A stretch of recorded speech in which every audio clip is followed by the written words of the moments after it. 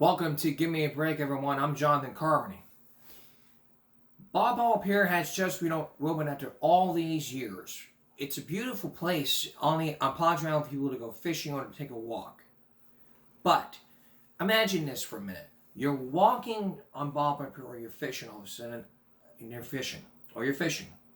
And then all of a sudden you hear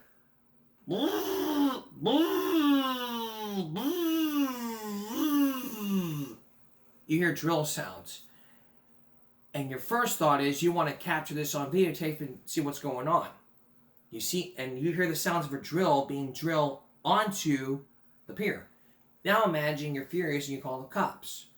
But they already knew about it. Take video of it, of the person who was arrested, and you find out later he's fined for destroying Bob Hall Pier. Well, tonight, we're going to show you that video, and then we're going to raise some common sense. Here's the new neighborhood news reporter for Channel 6, who covers both Flower Bluff, Padre Island, and the South Side, Jacob Daniels. Over the weekend, a video posted on social media showed a man drilling into the brand new Bob Hall Pier that opened just last week. However, he was eventually fined for the damage. So, I went to the pier to see it for myself and found more than just one hole. A local angler, David Elwell, showed me several holes he found. He says he's concerned about the damage to the new pier. I don't like it. This is a nice pier. It's a new pier. Concerned neighbors like Vicky Schulten tell me they thought the holes were part of the original construction. So I asked her about it. When I walked up to you and I approached you and I was like, have you guys seen the holes? Your initial reaction? I thought that was like part of the construction, that it was supposed to be in there. But when you told me that somebody just came and drilled that on their own volition, I was like, that's shocking that somebody would take that upon themselves to do that. That's not their property. As I was walking off the pier, I ran into Daniel Creel. He told me he felt disrespected by someone drilling into the new structure, especially when he says there are cheaper, non-damaging options. I just got a couple big zip ties and a rod holder, like a sand spike, and just zip tied it to the pier and set your pole in it. Rod holders are expected to be put in along with concessions and a restaurant. So for now, anglers will just have to wait. Reporting from Padre Island, Jacob Daniels, Chris 6 News. And what about that guy who drilled that hole? We'll never know his side of the story. He may sit there and say, "Well, I don't have a place to hold my fishing rods. So I figure my best thing is to, drill it." Like, you can be fined. Where's my remote? Because it seems like we got to raise our common sense alert. So,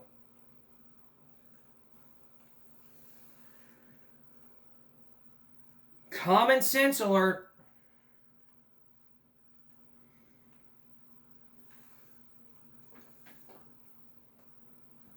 There we go. Okay, common sense alert.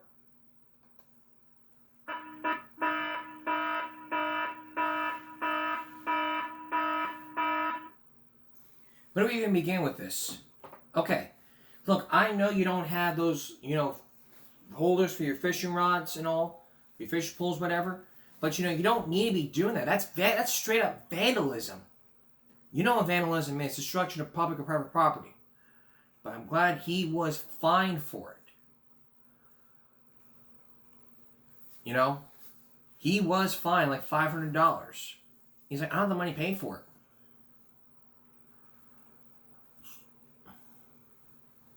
I don't care, That ballpark pier meant something to all those fishers, and yet you decide, I don't care. I don't have any holes in my fishing rod, so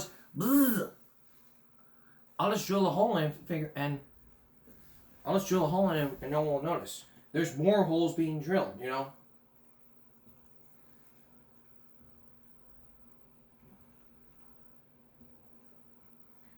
Why would someone do that? Because that all these people are saying, "Hey, I don't care. I don't care about because that was a new ballpark pier for a lot of fishers. And you disrespect those fishers, you disrespect the whole island. When you disrespect ballpark pier, you're disrespecting Padre Island. You're disrespecting Padre Island and the whole community.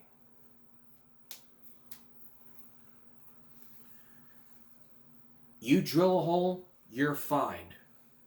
I mean, if you don't have the money to pay it, well, do some community service. Get a safety vest on. Go pick up trash. Get one of those grabber things. Get yourself a safety vest, trash bag.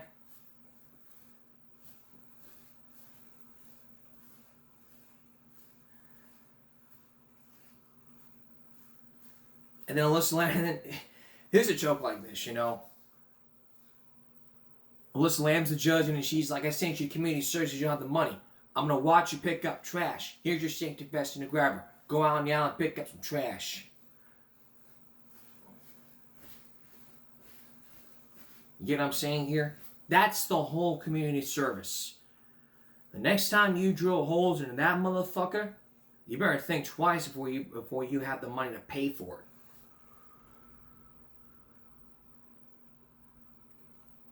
As a matter of fact, I'm making this promise. Now that spring break's happening, I'm going to go up to Ball up here and find more holes being drilled.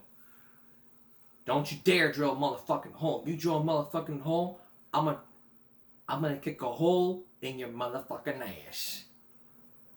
Simple enough. Alright. Now that we dealt with the videotape timeline for the Barney But in the Backyard Gang, it's time to go deeper and deeper into the television show that was released in 1992. More of our Game Mix special, The Barney History, when we return.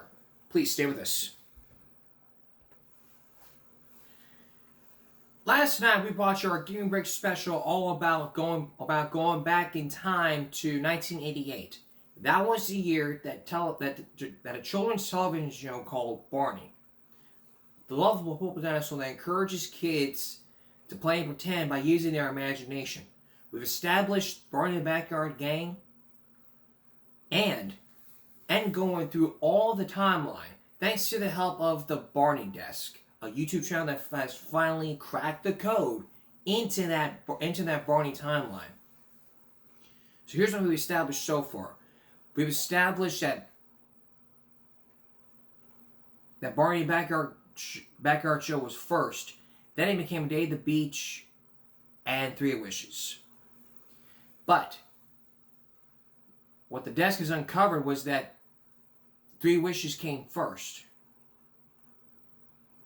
Was that the Backyard Beach was first, then it was Three Wishes, and then it was the Backyard Show. We've also established one of the cast members who was 5 at the time. And we've also discovered one of the other characters starting a new school. And we also looked at the differences in that school building. If you have not seen part 1 of the special, you really should check it out before you move on to part 2. Because going on to part 2 and going back to part 1 is like making a country song backwards. So now we're going to 1994, where Barney goes live in New York City. Again, the Barney Desk. The next project up is Barney Live in New York City, which is a taping of a stage show at Radio City Music Hall in New York City. I'm not touching the lore implications of this right now, but timeline-wise, we can actually kind of place it. Kinda. The finished video pulls footage from multiple performances across the show's run, so the cleanest placement is sometime during the week of March 5th to the 13th, 1994. Moving on, Imagination Island was a primetime special on NBC, where a few of the kids end up on a magical island with Barney, having been transported there from a sleepover. And since the kids match up with the Season 2 cast, I'd slot it somewhere within that same area, probably late 92-ish, maybe November, but that's more just a guess. Now here's something the show does make weirdly clear. The school gets a noticeable in-universe renovation at some point, including the sudden appearance of an elaborate treehouse. That feels like something a school district would do during a summer renovation, so I'm planting that event in summer of 93 off screen. And then we hit a gap. Because out of universe, 1994 was a busy year for the Barney production team, including several lawsuits that prevented production from moving forward from Season 2. Season 3 actually only went into production in late 1994. In universe, Season 3 also reads like a new school year reset taking place from the fall through the spring. The kids also look noticeably older to the point where it has to indicate something, so the cleanest placement to me is that season 3 starts in fall of 1994. Derek and Tina are no longer in the main cast, but they do return for one episode and talk about the new school they go to now. And personally, I think that's the same school Michael and Lucy moved to earlier, meaning Tina and Derek have also graduated from this school. And finally, all of the season 3 era home videos take place in the summer. There's no arguments, they're very summer coded. I'm showing all of them on screen. These take place in the summertime. Oh, and side note, they also made BJ not look awful in this season. I forgot to mention that, my bad. But as we wrap up season 3, we finally move locations for the first time in the show. Seasons 4 through 6 take place at a new school, and this is the start of what people call the Lyric era, because Lyric Studios was now at the helm of the production. And yes, people love to theorize that this is the same school as before, but just renovated. But guys, come on. This is clearly a different building. There's a different exterior, a much bigger yard. The classroom layout is totally different. There's a library. There's a fucking gym with a stage for school plays. This place is a mansion compared to the old one. The backyard gang kids would have gone feral in here. The main piece of evidence people use to argue it's the same building is the treehouse. And that's where my theory kicks in. I think these are just two separate schools in the same district. And honestly, I think the school that Lucy and Michael moved to earlier is probably a third school in that same district too. I just think all of these schools probably have tree houses. And that doesn't even have to be a deep lore thing. It could just be an in-universe, district-wide playground upgrade around 1994. Either the district rolled them out across multiple schools, or maybe some external company donated them or sponsored installations. That sort of thing happens all the time with playground equipment. So, the treehouse isn't proof, it's the same building, it's just proof that the school district was on a treehouse kick. Alright, now here's where the timeline suddenly gets way easier. Episode 1 of Season 4 makes a big deal out of the first day of school being tomorrow, which is obviously the writer's excuse to flex the beautiful new set. But it also gives us an anchor. Mid to late 90s Dallas area schools typically started school in mid-August, usually around the week of the 12th or the 19th. And Season 4 was produced from spring to summer of 1997 and premiered later that year. Put that together, and the cleanest in-universe placement to me is August 1997, and whatever the day is before the school year begins. So, now that we've locked Season 4's first day set up to August 97, the home videos from this time split pretty cleanly. First, there are a few in-between videos that are still at the old school. They don't have distinct anchors, and they basically live in that final full year before the Lyric jump. So I'm placing them in the 1996 to 97 school year.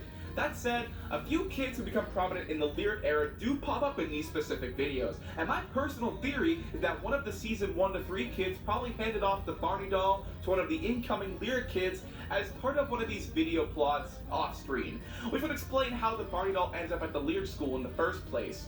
These are the last appearances of the early kids and this location, so this is the best headcanon theory I kinda got. Once we hit Season 4's new school era, things behave way cleaner and we can work our way down the list of home videos. Thankfully, some tapes give us actual anchors. Camp Wanna Runaround's plot is directly kicked off by an off-screen forest ranger coming to visit the school. Adding to that, the camping framing feeling very start of the year, and I'm plotting this at early fall of 1997. Good Day Good Night doesn't give us a good day or good day. Whoa. But it does feature Barney canonically bending the time of day back and forth, which, yeah, no wonder this timeline is hell. Barney can move time. Anyway, I think I'm actually just gonna slot this in summer of 97 before the first day of school in Season 4. It's never outright said they're in school, here's a flip view. Then we reach a tape that can't dodge us. Barney's Halloween party is on Halloween, day into evening. We even see more of the neighborhood around the school when Baby Bob and BJ go trick-or-treating. Anyway, this is simply October 31st, 1997. Barney's adventure bus is canonically a Saturday during the school year because the kids just straight up say so. Doesn't matter where it is, it's somewhere. It's Time for County is also just during the school year, and it's a terrible video. Moving on. Barney in outer space is actually one of the best clues we get because it's after hours. The kids are attending astronomy club with their teacher at 7 p.m. You can literally see it on the poster in the background. And because the whole thing has an overnight structure, it's safe to assume this is a weekend. And those are all the Season 4 era home videos. But see, now everything continues to get So, this may be confusing to you, but let's continue on. even easier, friendos, because the big logic step we need to realize is that the show doesn't track time episode to episode like a continuous calendar. It's not a day counter. It's more like, here are a bunch of school day adventures that happen at some point. And by that logic, Season 5 and Season 6 can basically represent new school years, since unlike Season 4, they're clearly set in spring. So I'm planning it like this. Season 5 represents the back half of 98 to 99, so spring of 99, and Season 6 represents the back half of 1999 to 2000, so spring 2000. And once you do that, you get exactly what I wanted. Multiple full school years living inside this lyric era stretch, which gives us room to tuck in all of the home videos without them stepping on each other. The school-ish but not quite the show tapes can sit at the end of year or in the summer slots. Night Before Christmas locks itself to December 1999 because it's Christmas, and the rest of the Season 6 era tapes can naturally live in spring 2000 without trampling anything. There are, though, a few of the Season 6 home videos that are actually worth calling out here. Walk Around the Block is important because we finally see the neighborhood around the Lyric School, which means, in-universe, there is now a canon road network surrounding the school, and it's extremely possible Michael walked on this exact road to get to his new school back in Season 2. Speaking of Michael, Sing and Dance with Barney is the 10th anniversary special, and it's basically a reunion video celebrating the history of the franchise. We get a few returning kids from earlier eras, and then, Michael shows up too! Yes, the GOAT has returned! Bro is never leaving the franchise. I wanted to use this video to place a more specific date, but here's the deal. We don't have a canon birthday or age for Michael. What we do have is a pretty reliable hunch. He's always read as one of the older kids, and in Sing and Dance with Barney, the writing basically treats him like he's in high school. The real-world release timing of this video is 1999, and out of universe, his actor, Brian Epps, was 18. And even though that's not a canon detail, it tracks with how old Michael looks and reads here for him to still be in high school somehow. So I'm going to reverse the math as a rough estimate. If Michael is around 18 in 1999, then in Season 1 era, he'd be around 11. And during Barney in Concert in 1991, he'd be about 10. And honestly, those ages make perfect sense to me, so I'm sliding Sing and Dance somewhere in late spring 1999. At one point they go camping, and they're dressed like it's warm enough to not be miserable, and it fits perfectly into that Season 5 spring pocket without causing any new problems. I think I'm gonna take a breather here for a second, because I've been talking to you for quite a while, but hey... And we're gonna take a break as well here, so, with this in mind, when we come back, there's more of that timeline to go, with more of those home videos, and a new set during that time in the 2000 era with Hit Entertainment. Stay with us. Welcome back to the Game Break special, The Barney History. Looking back at all over 30 years of the wonderful purple dinosaur named Barney. We've established the videotapes and the season 4, 5, and 6 of the show through different tree houses and the different school. Now there is a twist to this, the home videos. So here's what we established so far.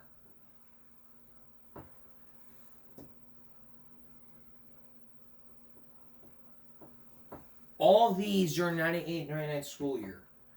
So we have Barney, Let's Play School, Sing and Dance with Barney, What Will We Share, and Walk Around the Block with Barney.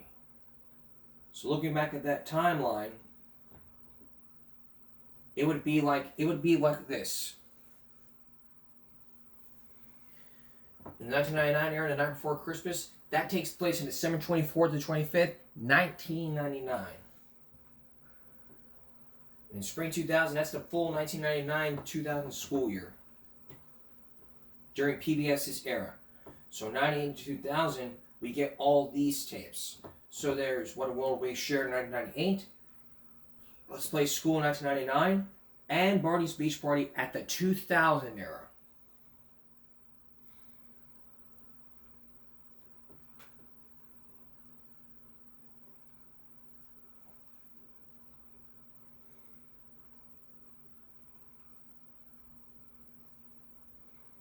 This video over in the Death Dynasty Discord. Okay, back to the video. After Season 6 wraps, the franchise enters this weird limbo where it feels like they weren't sure what Barney's future would be. So naturally, they decided that he placed a down payment. The lore implications of Barney owning a house can wait, but timeline-wise, these still sit inside that late lyric window. I'm just flagging it for completionist sake. But then, Season 7 happens, and this is the closest thing Barney ever gets to a soft reboot. And the changes they would make would stick all the way to the end of the franchise. The biggest change is the setting. We're no longer at a school, now it's this park. And the show's interior is a train caboose filled up with a library, school equipment, and furniture. Why are kids allowed to roam unsupervised in a fully stocked learning caboose? Why isn't it getting looted nightly? Who knows? You also get a brand new kid cast, including Selena Gomez and Demi Lovato, which everyone and their grandma already knows. But for timeline purposes, the real thing that matters here is this one kid, Nick. Because Nick is the only child who isn't new to this era. He appears in one of the House era videos and then shows up again in Season 7. And he doesn't look that much older, which tells me Season 7 can't be that far off from the House era. Now, here's the annoying problem, because nothing can ever be simple. Stephen White, you'll be hearing from my lawyers. That's a joke, Stephen White. I love your work and it's great, and I also have no grounds to see you on. Anyway, the biggest problem is they've ripped away our biggest timeline tool, which was the school. No more school dialogue indicators, no classroom calendars, no bulletin boards hinting the amount of days there could be. Now it's just this park. And unless it's obviously fall or winter, we have a lot less to work with. Also, I'm treating Season 7 and 8 as the same in-universe year. They were filmed close together, they share the same kid group, the same intro. Flip you, I'm doing it. I'm putting these seasons roughly around 2001 into 2002. But like I said, this era is unique without the presence of a school, so we have to anchor this era differently. And thankfully, we actually have a weirdly reliable anchor sitting right in the middle of the franchise that I just kind of neglected to mention. Mr. Boyd. So, Mr. Boyd, full name Grady Boyd, first showed up back in Season 3 as the school's janitor, who's also a concert pianist. That's a piano player, you gooners. Production clearly liked him because he became a reoccurring character throughout Seasons 4 to 6. But we already established the Season 1 to 3 school and the lyric school are two different buildings. So, why is Mr. Boyd in both? Well, the answer seems obvious. He's a janitor for the whole school district. Little janitor here, little janitor there, piano gig on the side, everybody loves him, he's booked and busy. Then, Season 7 comes around, and Mr. Boyd is still here, except now he's the park's groundskeeper. So, here's what I think happened in universe. Mr. Boyd spent years being this local concert pianist, picked up schoolwork, had a steady job, floated around the district, and then eventually retired into being the groundskeeper at the local park. The man just slowly migrated out of the school system. Good for him. Oh, and also my personal headcanon is that he stole Barney. Not like kidnapped him in a duffel bag, but like spiritually. Like, he was basically the only adult who was consistently there across all the eras, and he probably just went, you know what? The kids love you, I love you, I'm heading out, and yeah, you're coming with me, and boom. I think he just really likes hanging out with Barney. Maybe it makes him feel young again. We even get some nice episodes about him from these park seasons, such as the gang helping him prep for a concert, or even Mr. Boyd's niece coming to visit the park. He's a cult classic character. Imagine he just never appeared again. That'd be crazy to never appeared again. Not written out, not moves away, just poof. He literally disappears and we never see him again. And by Season 11, the park keeper role gets filled by this other guy, Mr. Copeland. So what happened? Out of universe, the explanation is kind of stupid and really unfortunate. But in universe, the obvious answer to me is honestly the most wholesome one. Mr. Boyd just got older. He retired. He'll want to spend more time with his family and his dog. He did his time. He carried this franchise adult continuity on his back for years. Let the Boyds to rest. Okay, we jumped ahead of it. Let's get back to Season 7. You might be wondering, where is this park? Because up to this point, the franchise has actually done a decent job at building a world with interconnected locations and surprisingly consistent continuity. But then suddenly all that is gone, and we're just stuck in this limbo park? And to that, I want to show you two clips. The first, coming from Season 5, Episode 6. Quite a real band! The concert is tomorrow afternoon, across the street in the park, and you are all invited. And now, take a look at this clip from a Season 8 era home video. Thank you very much. You're welcome, Barney. Now, let's take your tree back to the school for everyone to see. I earned my degree on Back to the school. Now you get those two? It's possible to If you don't get it, well, to pursue. Let's just sink that in. We're gonna take a short. We're not gonna take a short break here, but you probably get the gist of it. But this was Real Talk Show. It's like, you know, we freeze about the timeline and then all you know, all that mumbo jumbo. So we've established now the great timeline. And in all the 9 years of Give Me a Break, we never done a segment like this. We haven't done the timeline for this show. You know, and thanks to the inspiration by Dateline NBC, I get to choose how I want to do my show. Delmore Gods can just kiss my white tushy. Oh my God. You know, Alyssa Lamb always says, you know, I have the makings of a journalist. But Delmark, you just kissed my ass. Well, jokes aside, let's continue on with the timeline.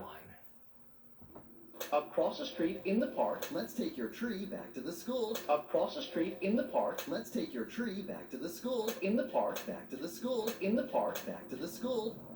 The park is right across the street from the school. Probably within visual distance of that fence. You want more proof? Because I can give you more proof. Take a look at what Barney director Fred Holmes said about the park set in a Facebook post from the Barney History Fans group. We use the foreground fence occasionally, and theoretically, the neighborhood where the kids live was on the far side of that fence. That's it. That right there is the key. And if you're confused, let me ask you a very simple question. Where are the schools located? Because if you go back and look at the earlier schools and how they were framed, they're not in the middle of nowhere. They're shown to be tucked into quiet Dallas suburbs. The kind of place that's so close the kids can just leave after school. The kids live on the far side of the fence, they walk here after school, and the park is close enough to be part of their daily orbit the same way the school was.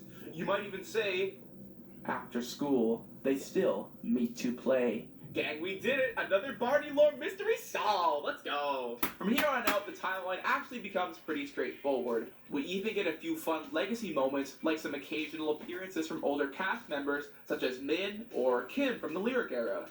Season 10 would then introduce Riff, the cousin of Baby Bob and BJ, and quite literally the greatest character in all of fiction, who moves into the neighborhood. I do have a whole separate theory about why Riff moved here and what happened to his family, but that's absolutely getting its own video, so I'm shelving that for now, but be on the lookout. From this point forward, the show basically locks into a clean real-world rhythm. One season per year. Season 9 lines up with 2004, Season 10 with 2005, Season 11 with 2006, 12 with 2007, 13 with 2008, and 14 with 2009. Though that last season is just a compilation of older episodes, so do with that what you will. There is, however, one last home video worth mentioning.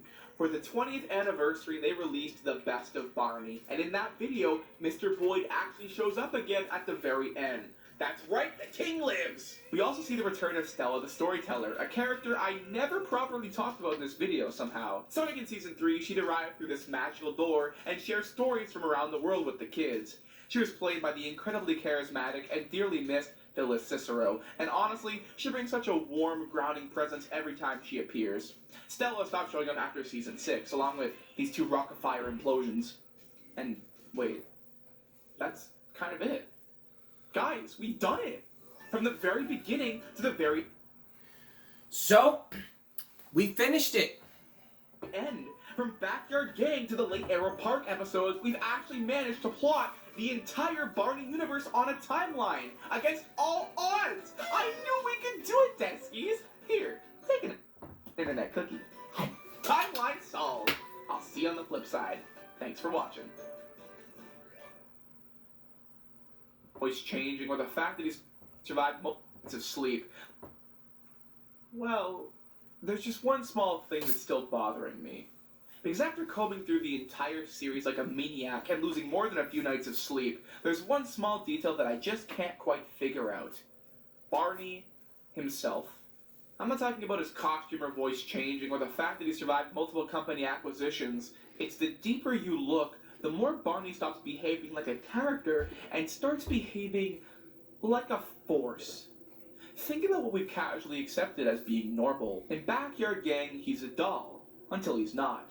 He can appear and vanish on command. He's hidden from adults like it's some sort of secret operation. He knows all these magical techniques like the Barney Shake or the Shimbaree Shimbara chant that can summon objects and teleport kids instantly. There's a whole tape where he bends the time of day back and forth like it's a light switch, and several plot lines where 4 seasons happen in a single day. He celebrates his birthday multiple times, we know he has ancestors, and he owns a physical home. So let's just ground this, let's say this out loud. He can manipulate the time of day, he can manipulate the weather, he can transport groups of children through space, he can manifest physical objects, he can turn what is presumably an imaginary adventure into evidence adults literally find in their house. What exactly are we dealing with here? Because the timeline theory works great, right up until you zoom out and realize we've been plotting dates for someone or something who might not even be obeying time in the first place. And now that I'm thinking about it, what about Barney's Great Adventure, the movie, where a non-believer tries to prove Barney's existence while Barney himself actively dodges explanation by bursting into song and sprinting between set pieces? And what about the live shows? I kind of stopped mentioning them, but many were filmed, released on tape, and sometimes even given in-universe explanations. Those are concerts about Barney that I guess also take place inside the Barney universe, because there are canon events like BJ turning 7, but does that mean Barney exists in our world too? If he can do all of this, if he can bend time, shape environments, cross boundaries between just imagining and reality, if he can exist as a doll, a performer, a school fixture, and seemingly a real-world entity, then the timeline isn't the scariest question anymore. Where did Barney come from? I know I've joked about this whole video like we'll talk about that later, like it's some cute footnote, but it's not. What is it? Is he a figment of Michael and Amy's imagination? Is he a biological dinosaur that hatched from an egg? Is he an ancient entity that has existed for 200 million years? Or is he something we can't even comprehend? We spent this whole time figuring out when Barney is, that we completely ignored what he is. So I'll leave you with the only question that actually matters now. Who is Barney? We'll never know for sure, but that is another episode to go here. So I think now the channel has a lot of videos here. So I know you want to review here, so this is right here. So let's take a break here. I know you're really excited for me to do reviews. Here's how the time is going to work throughout these videos here. We'll look at the video. We'll watch the video, and then we're going to take a short break so we can compile this all together. And then after the break, we'll review the timeline for you. So here's what we're going to do. Let's take a break here. When we come back, we'll review the timeline for you. All of it from that year. Stay with us. And yeah, you definitely want to stay with us because this is going to get really, really exciting. Stay with us.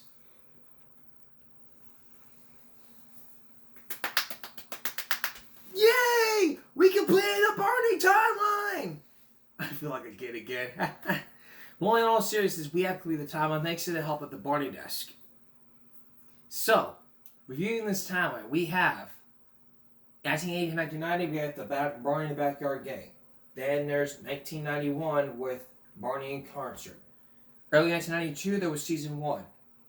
Late 1992 was Season 2 with Imagination Island.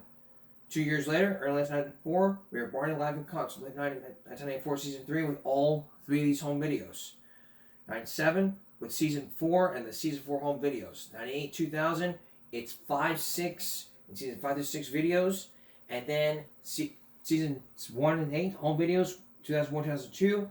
And the last 5 years were for all of these. With this one being the reruns of all the episodes. So there you go, guys. That's the whole complete timeline, but there's more to the Barney desk here. Like, there was a reason why he was on. There was like a whole reason. So, if you remember Barney and Friends, there were bloopers during the Season 4 era. Yep, Season 4. So, with this in mind, let's take a look at the bloopers.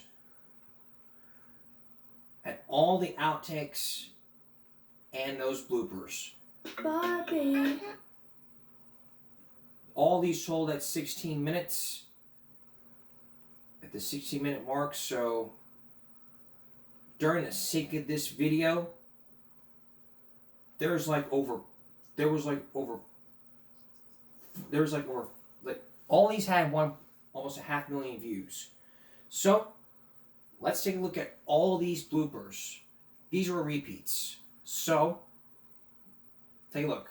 This was from Barney's. The homes with bells of honey. La la la la la la la la. I said deck the holes, not me. Here's one of my favorites. I'll say it, then you give it a try. Peter Piper picked a peck of pickled peppers. A peck of pickled peppers Peter Piper picked. But if Peter Piper picked a pickled peppers, where's the pickled? I guess Peter Piper picked a peck of pickled pepper bloopers. That's no good. wait, that's not what's in the script. Hold on. You said it was bad here. You should have been bad anyway. There's a script right there now. Great Scott! If I can It says catch you, she's you out. can She's hear just about to see you. Yeah. Wow! Music Box is playing Joy to the World. We know a special way to sing it, don't we?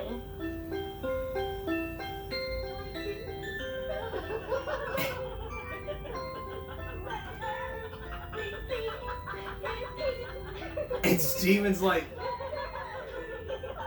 what have I got myself into? What's going on here?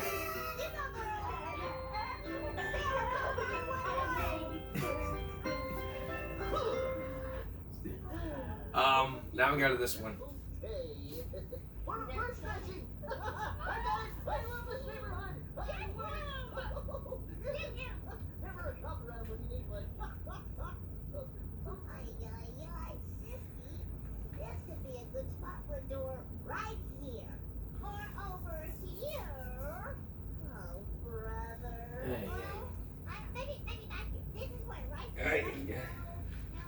No, over here, by you. Right over here.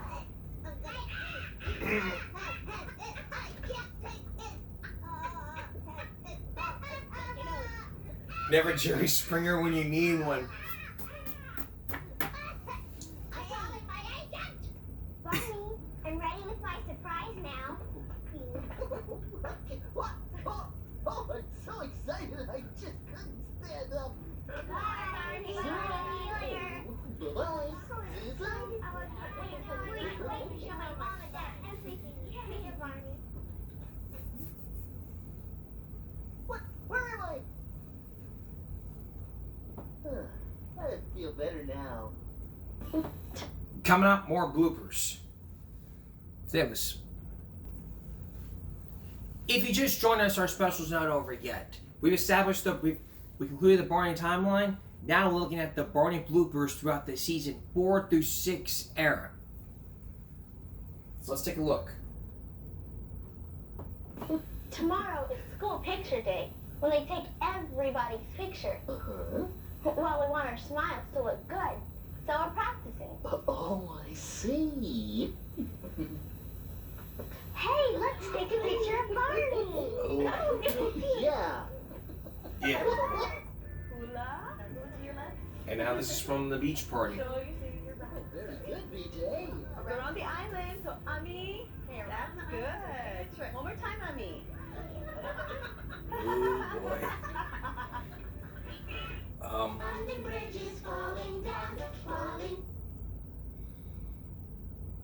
I had to mute it for one reason, because of copyright. And this is where, and you know, I had to describe this right here.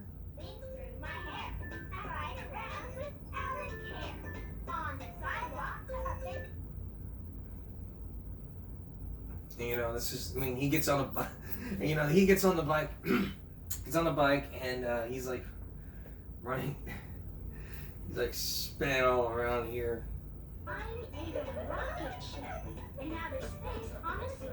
He's like,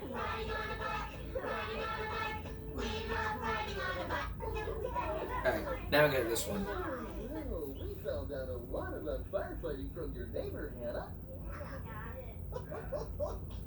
What? What? I don't understand. What's wrong? I'll kick you. Hey! You're kicking me. Practical jokes. Yeah, again, I had to mute this one for one reason, because, you know, copyright infringement. It sucks to YouTube for all of its rules here. But Is the place to go. Your jungle is the place to go. now it's all about. My head on that one. To market, to. And this is from the Mother Goose era.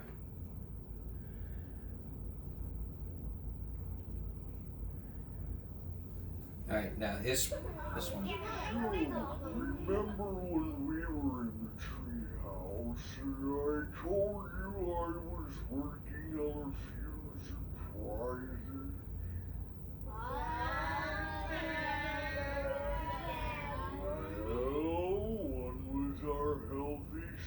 treasure hunt.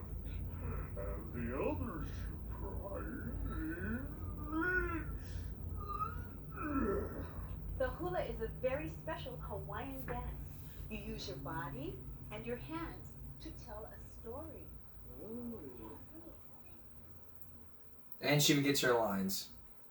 That's the common thing with bloopers, you know. You forgot your lines. I think we'd all like to try that.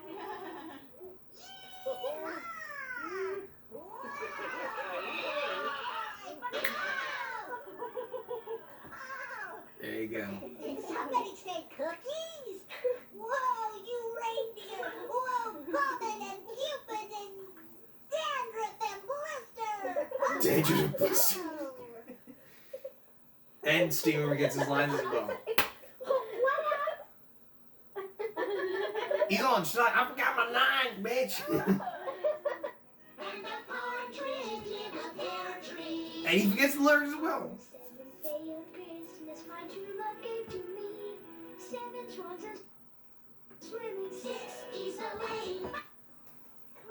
Now we go into the 10-year anniversary. This is where, you know, Bingo can't get up out of bed. And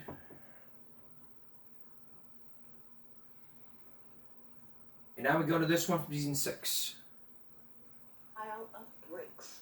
These bricks are just what I need. It will take some time to lay all these bricks, but they will make a fine, strong house.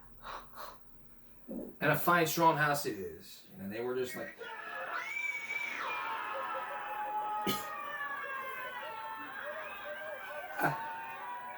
There was just all these bloopers. They're just having fun here.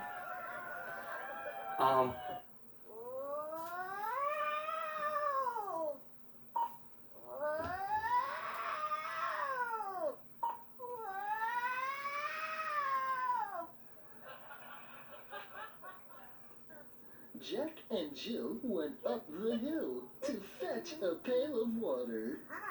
Jack fell down and broke his blood, and Jill came tumbling after. The set breaks as well. And here we go. Steven forgets his lines again. I had fun playing with your dollhouse too. Yeah, it's a really neat house. Thanks for letting us play.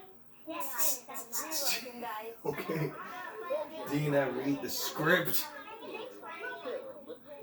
Mother Goose, they think we can get some lines for... Ooh, shit. Ideas? Script.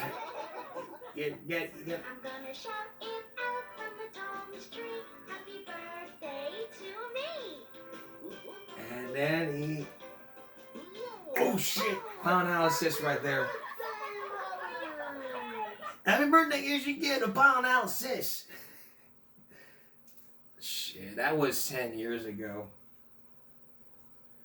There's a lot of Barney bloopers here, but you know, we're not going to have enough time to... I mean, there's like a lot of bloopers left here, so we're not going to waste any time without laughter here, but we're going to take a break. We'll be right back. You know, I'm really glad we got to establish this timeline together, you know.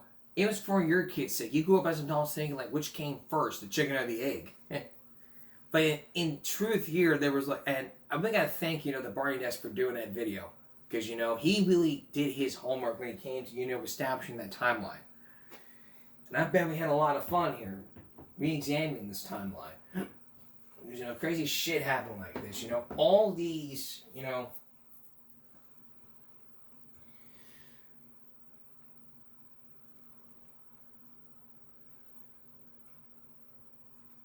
And all these, and even there were parodies of Barney. I mean, like remember the Bible break about, you know, the Barney Buns from, Just for Laughs, whatever YouTube channel name it was. You know, he was like with Barney and Snoop Dogg. Wow. And, you know, I'm really glad we got to have some fun here. But in all seriousness, but it's just something we're trying out here called the Give and Break Time, and each segment here we look back at all the years. But for this special here, it was for this special it was one reason only. Just to try something new. So, yeah. So in future episodes, we're going to start the Give Break timeline. And during that time, and during that segment, we're going to look back at all the events that happened during the first week of that month, or the second week of that month, the third week of that month. We'll ask you the question, what year was it, and then we're going to take a break, and then we'll come back with the answer. And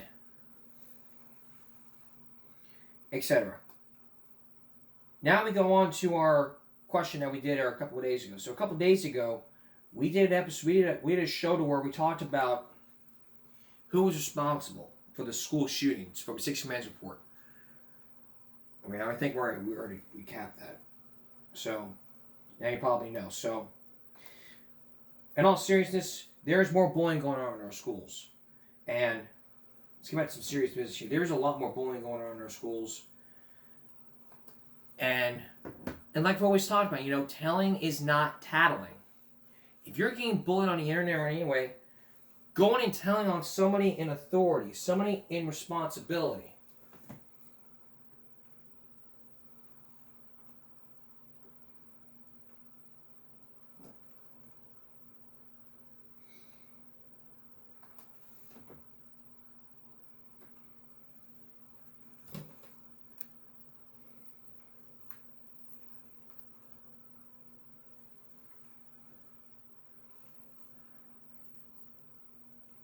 There we go. So, just 2 days ago, from Fun107.com, there's a new Bedford students show occurs during anti-bullying talk. Which was an article.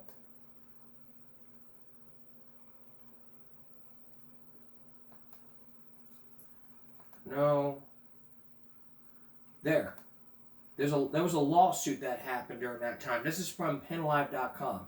The parents of the boy who killed himself last year are suing the Lebanon School District, claiming their employees are doing enough to protect them from discriminatory bullying.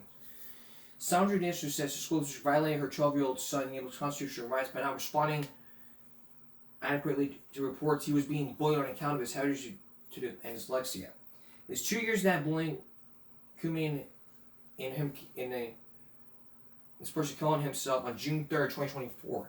His sister, who often stood up for him, having reported the bullying with him, was the first to find him. And looking through all these articles, looking through that article, skimming through it, it seems the school is responsible for the bullying. So who do we put the blame here? We put the school in jeopardy. Even if you were to go to your new school and ask the question, do you have a bullying problem?